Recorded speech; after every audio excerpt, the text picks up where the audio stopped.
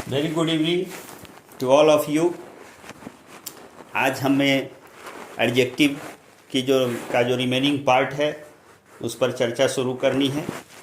और कल के वीडियो में आपको बताया गया था कि आज जो हमारी चर्चा होनी है वो है कि how to change the form of adjectives from positive to comparative and comparative to superlative. तो इस चर्चा की हम शुरुआत कर रहे हैं। इसमें सबसे पहली बात होगी वो होगी कि the monosyllabic adjectives form their comparative and superlative form by taking er and est respectively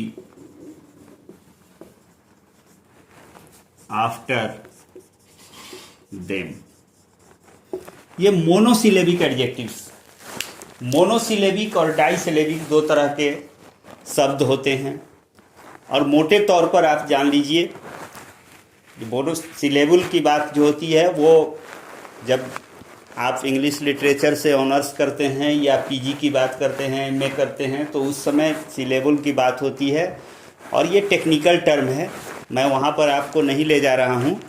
but इतनी बात जान लीजिए मोटे तौर पर कि ऐसा एडजेक्टिव जिसका उच्चारण आप एक बार में कर लीजिए तो वो मोनोसिलेबिक कहलाएगा। और ऐसा एडजेक्टिव जिसका आप उच्चारण करने के लिए दो बार आपको चढ़ान और उतरान, एसेंट और डिसेंट जिसमें हो, वो डाइसिलेबिक कहलाएगा। तो मोनोसिलेबिक जैसे हम कहते हैं वाइज, ये क्या है? मोनोसिलेबिक है। दूसरा एडजेक्टिव है स्ट्रॉन्ग। ये दोनों मोनोसिलेबिक एडजेक्टिव हैं। तो इसका कंपैरेटिव और सुपरलेटिव फॉर्म कैसे बनेगा? तो कंपैरेटिव फॉर्म बनाना है तो उसमें हम er जोड़ देंगे, और सुपरलेटिव फॉर्म बनाना है तो उसमें est जोड़ देंगे। जैसे वाइज से वाइजर हो गया, ये कंपैरेटिव फॉर्म हो गया। स्ट्रॉन्ग का स्ट्रॉन्गर हो गया, ये इसका कंपैरेटिव फॉर्म हो गया। और सुपरलेटिव की बात करेंगे तो ये हो जाएगा वाइजेस्ट और ये हो जाएगा स्ट्रॉन्गेस्ट। तो ये मोनोसिलेबिक जितने भी एडजेक्टिव्स हैं उसमें अधिकांश मोनोसिलेबिक एडजेक्टिव का जो कंपैरेटिव और सुपरलेटिव फॉर्मेशन होता है, तो कंपैरेटिव के लिए हम उसके लास्ट में er जोड़ते हैं, और सुपरलेटिव फॉर्मेशन अगर करना है तो हम उसके लास्ट में est जोड़ते हैं। नाउ दूसरी बात जो अभी हमने कहा कि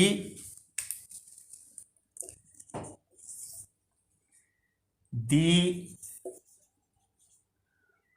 डाइसिलेबिक, DISYLLABIC, disyllabic adjectives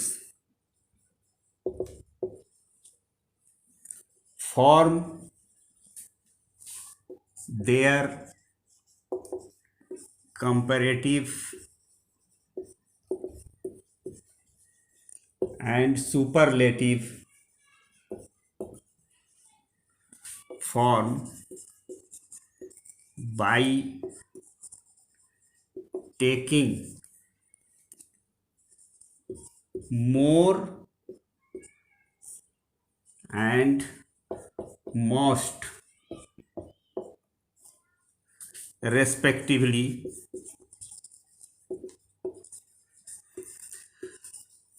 before them. Disyllabic adjectives.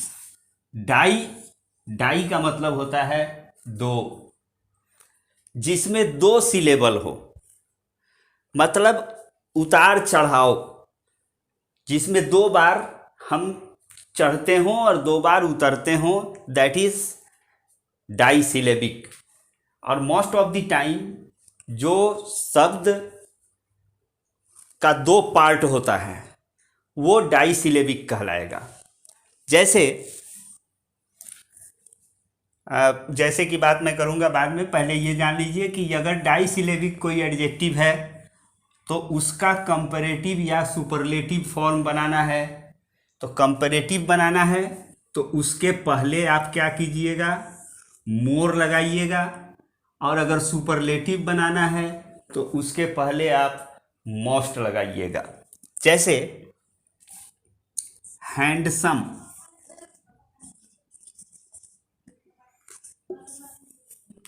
ये डाईसिलेबिक एडजेक्टिव है। इसका कंपैरेटिव अगर हमको बनाना है तो हम क्या लिखेंगे, मोर हैंडसम। और अगर इसका सुपरलेटिव बनाना है तो हम क्या लिखेंगे, हम लिखेंगे मोस्ट हैंडसम। इस तरह से ये मोर लगा के कंपैरेटिव बनाएंगे और मोस्ट लगा के सुपरलेटिव बनाएंगे। इंटेलिजेंट, कंपैरेटिव बनाना होगा तो मोर इंटेलिजेंट, और सुपरलेटिव बनाना होगा तो मोस्ट इंटेलिजेंट। क्लियर? तो ये डाईसिलेबिक एडजेक्टिव्स की बात जब होती है तो उनका कंपैरेटिव और सुपरलेटिव बनाने के लिए क्रमशः हम मोर प्लस उस एडजेक्टिव को रख दीजिए, वो कंपैरेटिव हो जाएगा, और मोस्ट प्लस उस एडजेक्टिव को रख दीजिएगा तो वो क्या हो जाएगा, सुपरलेटिव हो जाएगा। अब तीसरी बात, बहुत महत्वपूर्ण बात, इस पर सवाल पूछा जाता है कॉम्पिटिटिव एग्जाम में। Third point, very important point for competitive examination point of view. ये क्या है कि when two adjectives are used to qualify one noun, क्या है कंडीशन कि दो एडजेक्टिव का प्रयोग किया जा रहा है एक ही नाउन को क्वालिफाई करने के लिए, तो and one quality is said to be more or less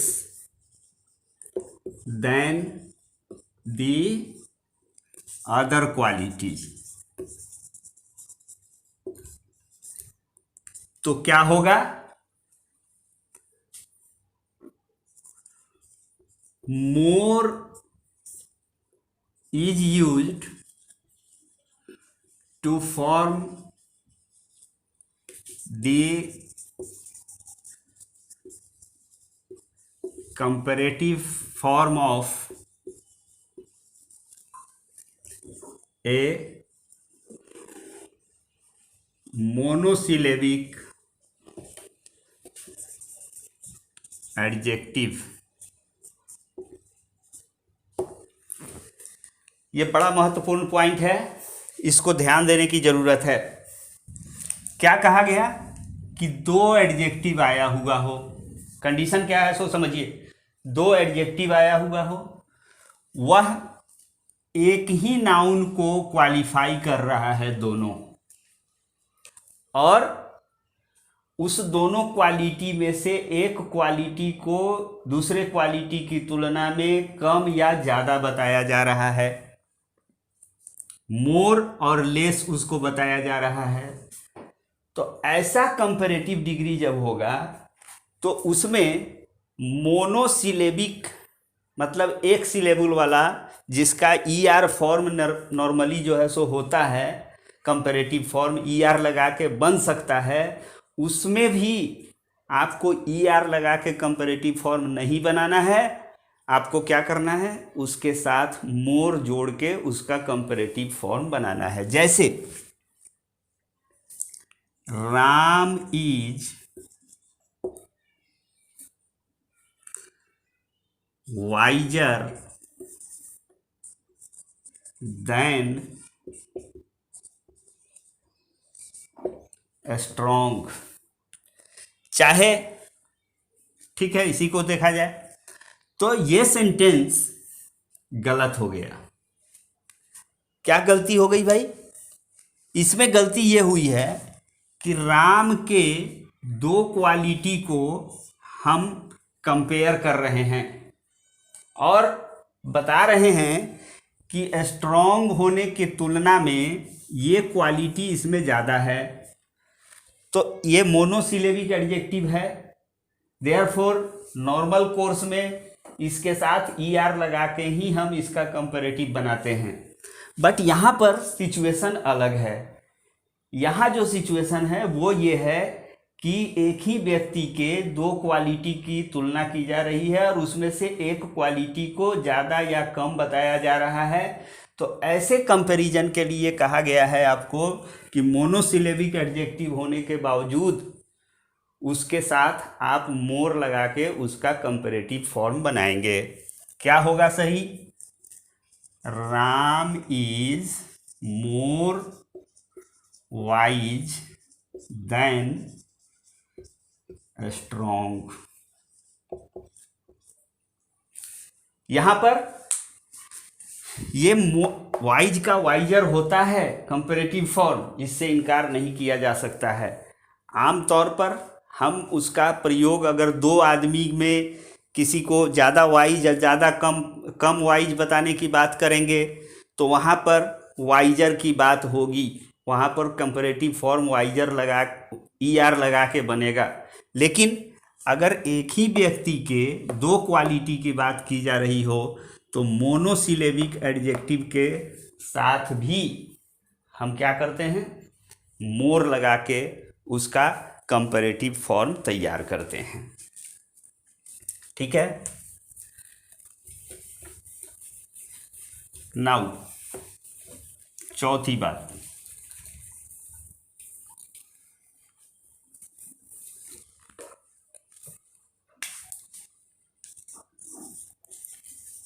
some of the adjectives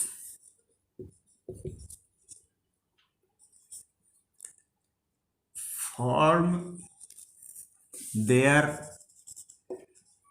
comparative and superlative form in an irregular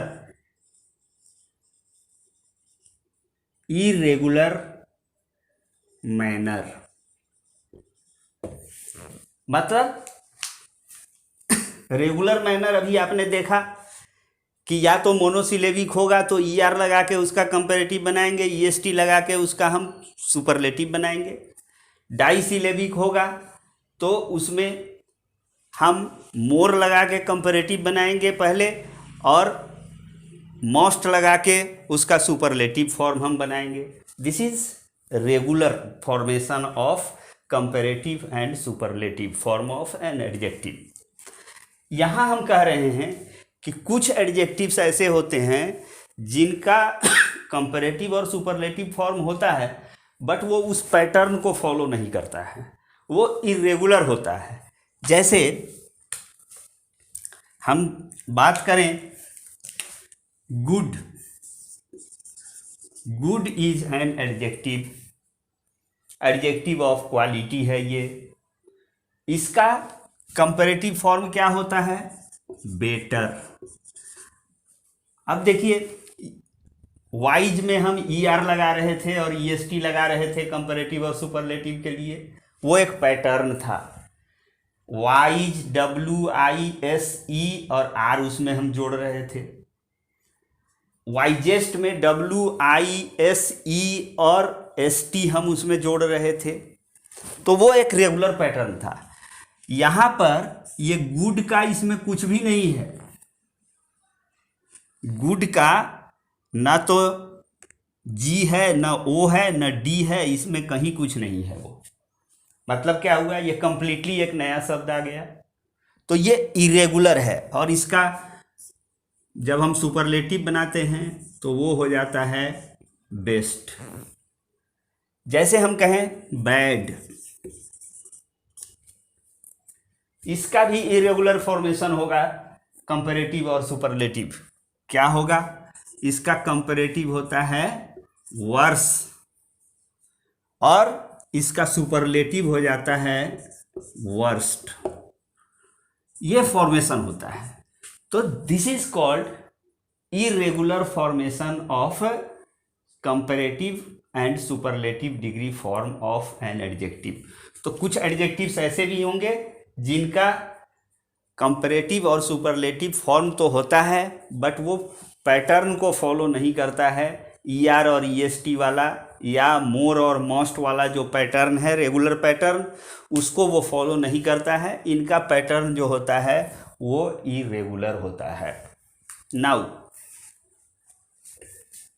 पांचवी बात, बहुत महत्वपूर्ण बात,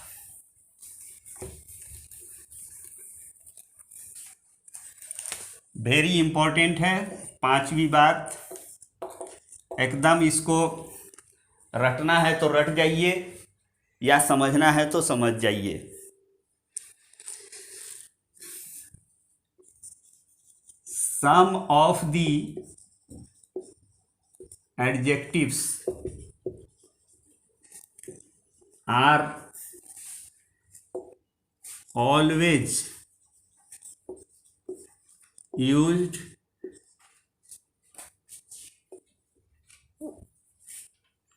in comparative form in their dictionary form itself।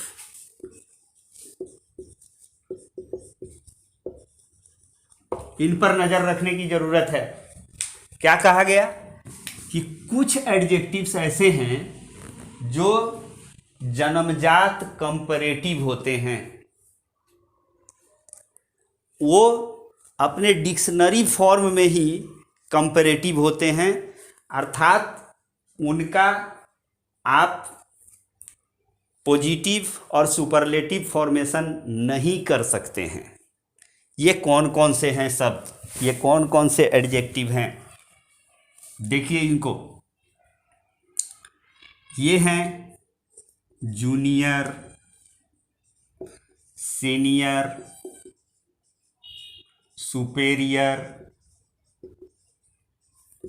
Inferior,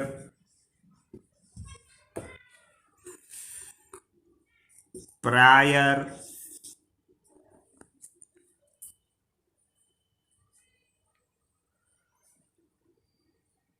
ETC। ये सारे शब्द जो हैं अपने डिक्शनरी फॉर्म में हैं, ओरिजिनल फॉर्म में हैं। आप डिक्शनरी में जूनियर शब्द को खोज सकते हैं, आप डिक्शनरी में सीनियर शब्द को खोज सकते हैं, सुपेरियर शब्द को खोज सकते हैं, इन्फेरियर शब्द को खोज सकते हैं। मतलब ये सारे के सारे जो हैं वो डिक्शनरी फॉर्म वाले हैं, और इनका प्रयोग हमेशा कंपैरेटिव डिग्री में किया जाता है। जैसे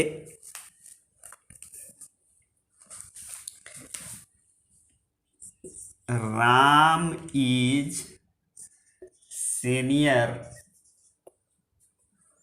to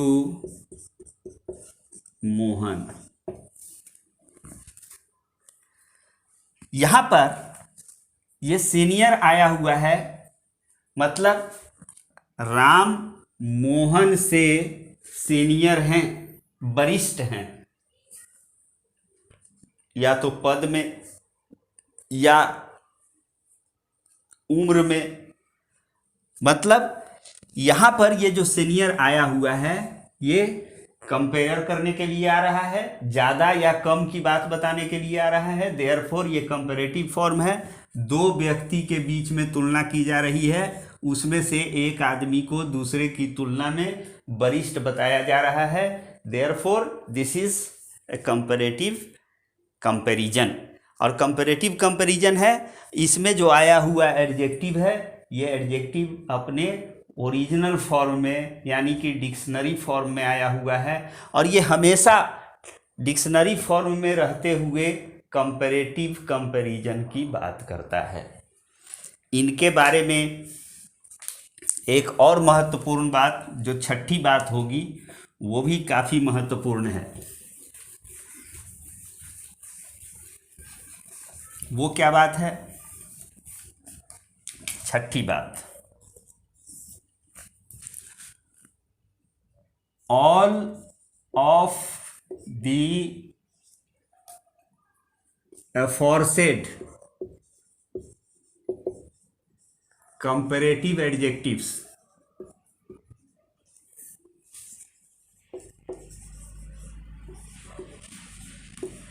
take to after them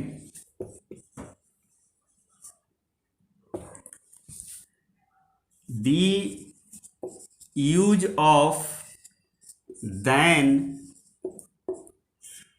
to show comparison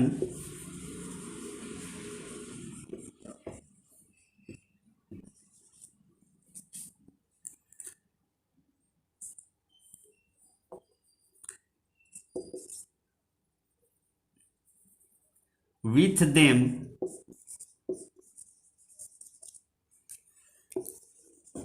makes a sentence incorrect. बहुत ध्यान रखिएगा इस पर भी खूब सवाल पूछा जाता है। क्या कहा गया कि जो इन्फेरियर, सीनियर, जूनियर, सुपेरियर जो बाई बर्थ जन्मजात जन्म लेते हैं कंपैरेटिव एडजेक्टिव के रूप में, मर जाते हैं कंपैरेटिव एडजेक्टिव के रूप में। तो कंपैरेटिव एडजेक्टिव का प्रयोग जिस सेंटेंस में किया जाता है आम तौर पर उसके साथ देन का प्रयोग उसके बाद में किया जाता है। जैसे Ram is visor then Mohan की बात अगर हम करते हैं तो देन वहाँ पर आया।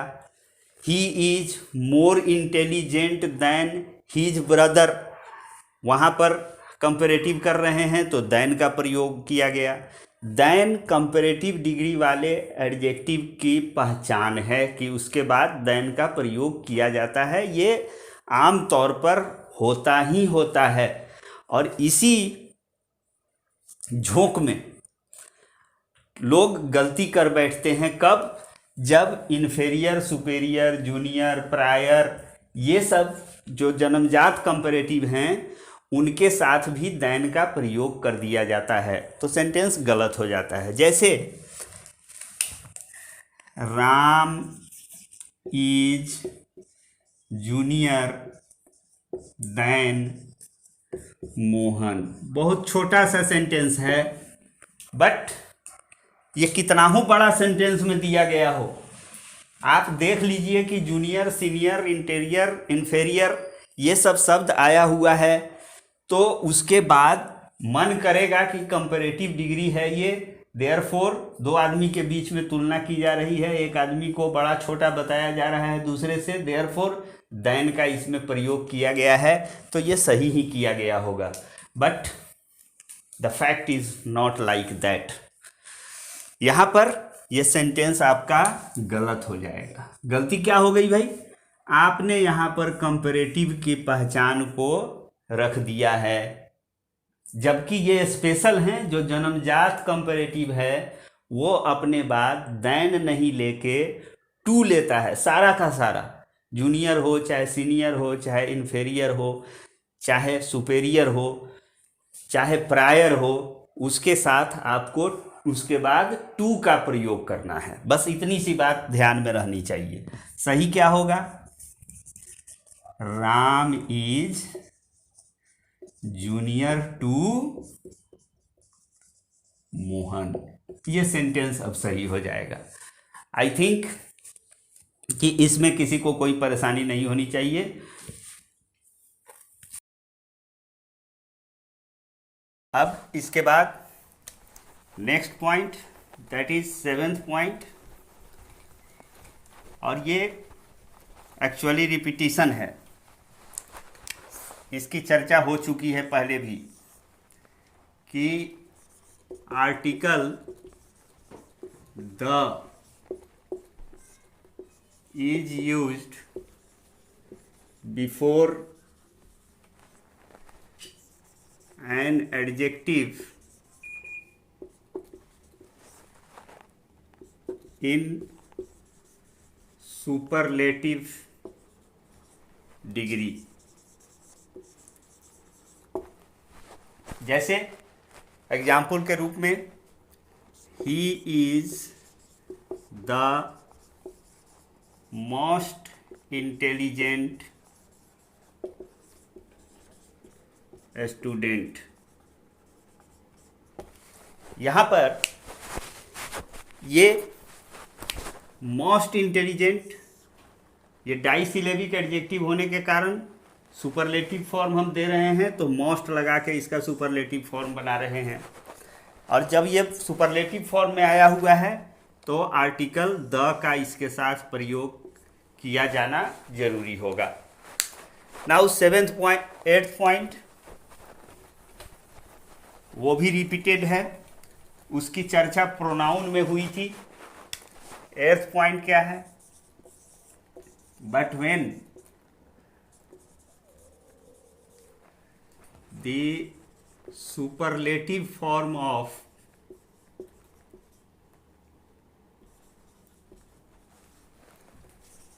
adjective is preceded by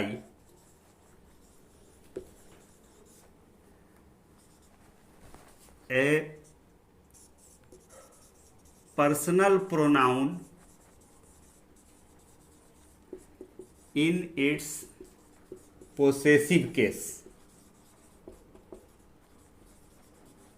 तो क्या होगा? No article will be used even before the superlative adjective।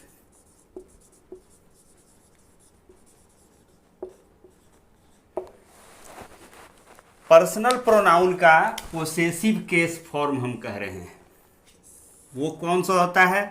जैसे माई हुआ, आवर हुआ, योर हुआ, हीज हुआ, हर हुआ, ये सब possessive form of personal pronoun है।